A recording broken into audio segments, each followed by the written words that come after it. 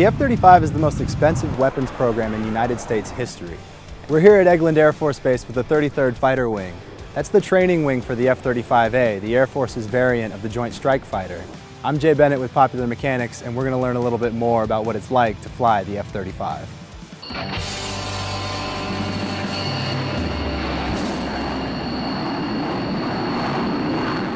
Flying the F-35 has been made pretty easily with all the computers and automation and autopilot features and all that kind of stuff make the actual flying the aircraft really simple. One of the things that's really unique about the F-35 is how much data it can, kind of soak up and then provide that information to the pilot. How does the aircraft provide that information to you without it being overwhelming or distracting?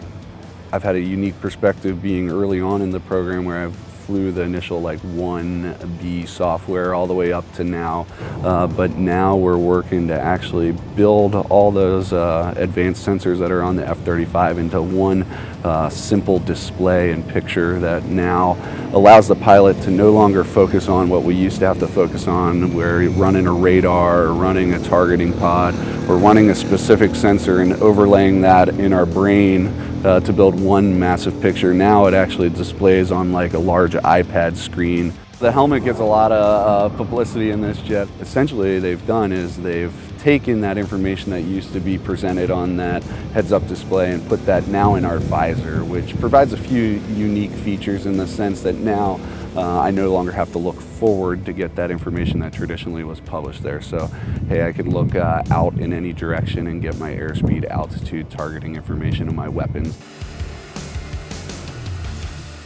What I always tell new guys coming to the jet is that the F-35 is essentially a force multiplier. So, in the sense that the Air Force never operates as an individual strike element most of the time. We're integrating as a full package across all domains, airspace and cyberspace.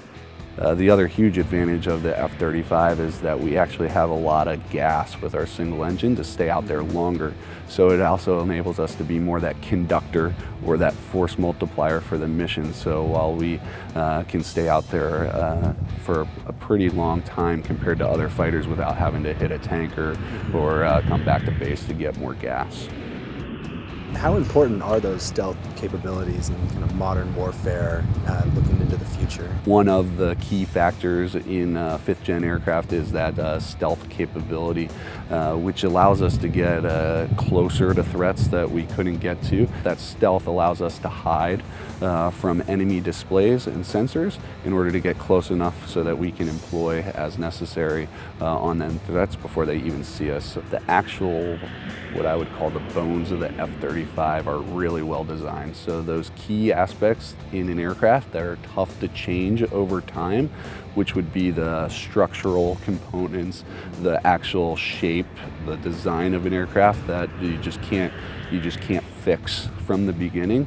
They've done a really good job initially at designing that. The ability for this aircraft to switch missions across the spectrum is probably why you're seeing us trying to replace a lot of aircraft in the Air Force with this, and that also lends itself to larger numbers in that what the ultimate buy is going to be and how we'll modernize in the Air Force.